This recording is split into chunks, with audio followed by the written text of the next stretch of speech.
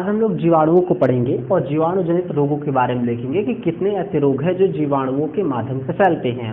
इसके पहले वाली वीडियो में मैंने आप लोगों को वायरस मतलब विषाणु जनित रोगों के बारे में और विषाणुओं के प्रकार, ठीक है, और विषाणु से जितने भी प्रश्न बने हुए हैं उन सबको बाद मैंने आपको पढ़ा दिया था। आज देखिए मैं उन्हीं चीज़ों को आपके सामने ले आया हूँ जिनसे बहुत मात्रा में प्रश्न पूछे गए हैं। अगर आपको जीवाणु से अगर प्रश्न बनते हैं, ठीक है, तो इससे एबव जितनी चीज़ें मैंने लिखी है इससे एबव आपको जीवाणुओं से प्रश्न नहीं बनने वाले हैं किसी भी वनडे एग्जाम में या फिर स्टेट एग्जाम में। मेंस की बात नहीं कर रहा हूँ, प्री की बात कर रहा हूँ। अब देखिए सिर्फ इतनी चीज़ें आप पढ़िए, बहुत आसानी से आपका जीवाणु खत्म हो जाएगा।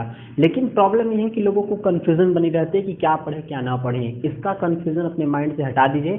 बहुत सारी चीज़ों को पढ़ने के चक्कर में इम्पैक्टफुल चीज़ें आप पढ़ना भूल जाएंगे, इसीलिए इम्पैक्टफुल चीज़ों पर विशेष ध्यान दीजिए। चलिए स्टार्ट करते हैं अपने चैप्टर को। सबसे पहली चीज़ कि जीवाणुओं का जो अध्ययन है, पहले तो जीवाणु को इंग्लिश में क्या कहते हैं, बैक्टीरिया। तो जीवाणुओं का जो अध्ययन है उसे हम क्या कहेंगे, तो बैक्टीरियो का लॉजी, बैक्टीरिया मतलब जीवाणु, लॉजी मतलब अध्ययन, तो बैक्टीरियोलॉजी क्या हो जाएगा, जीवाणुओं का अध्ययन। जीवाणुओं के अध्ययन को क्या कहेंगे, बैक्टीरियोलॉजी कहेंगे। चीजें क्लियर हो रही हैं? आगे देखिए, अगर प्रश्न ये पूछता है कि जीवाणुओं की खोज की किसने, क्योंकि ये भी प्रश्न खूब पूछता है कि जीवाणुओं की खोज किसके द्वारा की गई, तो जीवाणुओं की जो खोज थी वो किसके द्वारा की गई, तो एंटी वॉन लीवेनहॉक के द्वारा, ठीक है, एंटनी वॉन लीवेनहॉक के द्वारा। सट्टा मारिएगा, एंटनी वॉन लीवेनहॉक ने क्या किया था, तो जीवाणु की खोज की थी।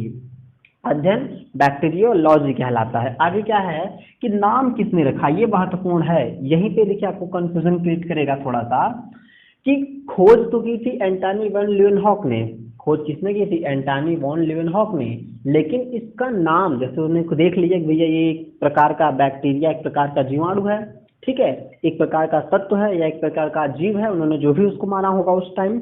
उसके बाद लेकिन उन्होंने उसका नाम नहीं रखा। जैसे बेटा भी पैदा हो गया तो जरूर थोड़ी नहीं कि पैदा होते ही नाम हो जाएगा, पता चल गया हाँ लड़का है कि लड़की है, ये पता चल जाएगा। 3-4-6 महीने बाद ही तो उसका नाम रखा जाएगा।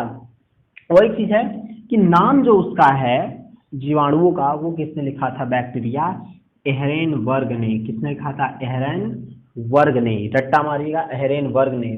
खोज किसने की थी, एंटनी वॉन लीवेनहॉक ने। आगे देखते हैं कि जीवाणुओं से फैलने वाली बीमारियां।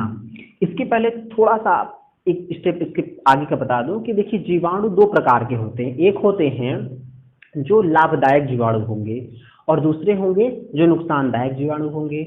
नुकसानदायक जो जीवाणु वो क्या करते हैं, तो वो बीमारियों को फैलाते हैं, और जो लाभदायक जीवाणु हैं, ठीक है, प्रोबायोटिक्स आप कह सकते हैं, प्रकार के जो फूड्स में पाए जाते हैं लाभदायक जीवाणु, वो जो होते हैं वो रोगों से हमारी सुरक्षा करते हैं। देखिए एक एग्जांपल मैं आपको दूंगा, जैसे दही। दही में क्या है, लैक्टोबैसिलस। ये क्या करता है, ये भी एक प्रकार का जीवाणु है, लेकिन ये शरीर में जाकर शरीर को नुकसान नहीं पहुंचाता, उसको क्या करता है, फायदा पहुंचाता है, तमाम प्रकार के रोगों से लड़ता है। दूसरी चीज, सिरका खाते हैं ना, ठीक है, उसमें जो जीवाणु होता है, ठीक है, वो क्या करता है, एक प्रकार से उसका नाम कुछ एसिटेट नाम का है, ठीक है, एसिटिक अम्ल में पाया जाता है।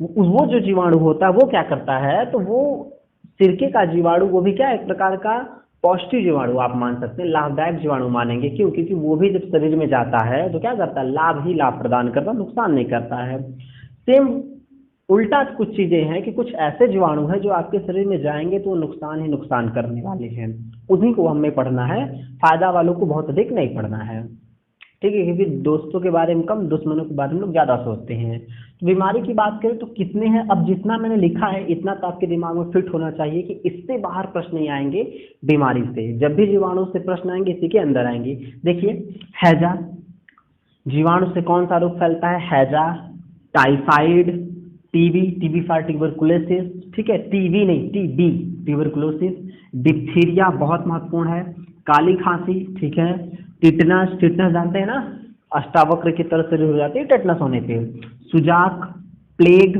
प्लेग बहुत खतरनाक रोग है, ठीक है, कुष्ठ रोग और निमोनिया। समझिए फिर रिपीट करता हूं मैं, हैजा, टाइफाइड, टीबी, डिप्थीरिया, काली खांसी, टिटनस, सुजाक, प्लेग, कुष्ठ रोग और निमोनिया। सिर्फ आपको इतने ही रोगों को रट्टा मारना है कि इसी से बार बार प्रश्न आएंगे।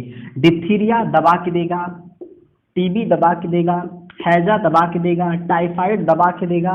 ये जो 4 5 हैं, ये तो बहुत बार पूछे गए हैं। तो सिर्फ अगर आप इतना पढ़ेंगे, क्योंकि एग्जाम में इससे बाहर कोई रोग आया नहीं जीवाणुओं से, जब भी जीवाणु से रोग पूछेगा तो इससे बाहर नहीं पूछेगा, तो इसीलिए इतना तो आपको याद होना चाहिए। कौन कौन से? हैजा, टाइफाइड, टीबी, डिप्थीरिया, काली खांसी, टिटनस, सुजाक, प्लेग, कुष्ठ रोग और निमोनिया। इतनी चीजें आपको आसानी से याद होनी चाहिए। तो ये मैं उम्मीद कर रहा हूँ कि ये चीजें तो आपको बहुत ही आसानी से समझ में आ गई होंगी।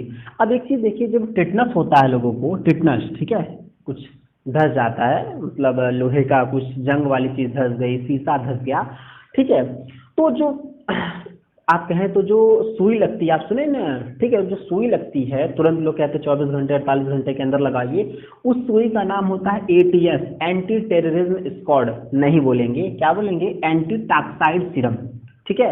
एटीएस जो पुलिस वाले होते हैं ना, एंटी टेररिज्म स्क्वाड, वो नहीं होता है, ये क्या होता है? Anti toxoid serum. एक बार एग्जाम में आया था कि जो टेटनस की सुई होती है उसका नाम क्या होता है, तो फिर से याद देखिएगा, anti toxoid serum, anti toxoid serum. तो ये चीजें बैक्टीरिया के बारे में सफिशियंट है, इससे अधिक प्रश्न नहीं बनेंगे। विश्वास अगर आपको है तो आप पढ़िए, विश्वास नहीं आप छोड़ के जा सकते, कोई तकलीफ नहीं है। लेकिन हाँ, फिर जब आप एग्जाम दे कर आएंगे तो आप देखेंगे कि इससे बाहर 5 से 10 15 मिनट की वीडियो के अंदर ही सारी चीजें कवर थी। क्या जरूरत है 45 मिनट की इतना डीप पढ़ने की, जहां से प्रश्न कभी आए ही नहीं। तो मैं उम्मीद कर रहा हूँ चीजें आपको समझ में आई होंगी। मिलते हैं किसी और वीडियो में, तब तक के लिए धन्यवाद।